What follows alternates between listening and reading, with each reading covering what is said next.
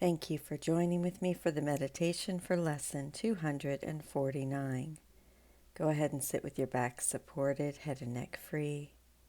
Start with a 2x breath in through the nose for a count of 2, out through the mouth for a count of 4, and repeat that 3 times. Close your eyes if they're not closed already. Forgiveness ends all suffering and loss.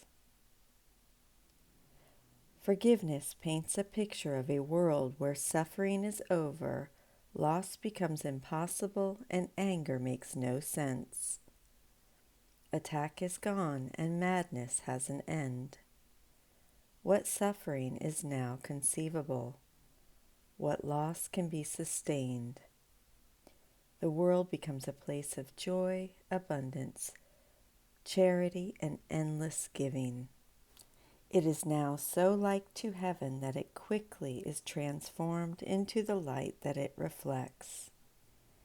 And so the journey which the Son of God began has ended in the light from which he came. If you would move into the 3x breath, if you have not already, in through the nose for a count of 3, out through the mouth for a count of 6. Repeat that 3 times. And then as we move into the silent meditation, move into the 4x breath, in through the nose for a count of 4, out through the mouth for a count of 8. Repeat that at least 3 times, but feel free to use it throughout the silent meditation. Father, we would return our minds to you. We have betrayed them, held them in a vise of bitterness, and frightened them with thoughts of violence and death. Now would we rest again in you as you created us. Forgiveness ends all suffering and loss. Please use the lesson for the day to help redirect your thoughts in the silent meditation or the mantra, a mantra of your choice.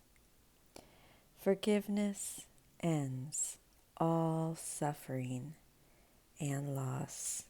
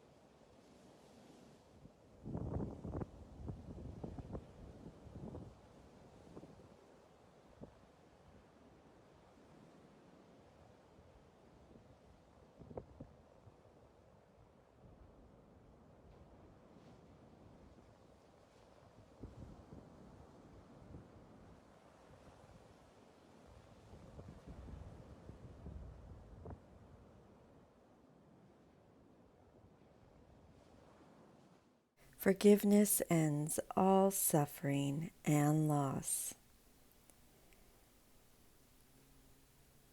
Those who have learned to offer only healing because of the reflection of holiness in them are ready at last for heaven.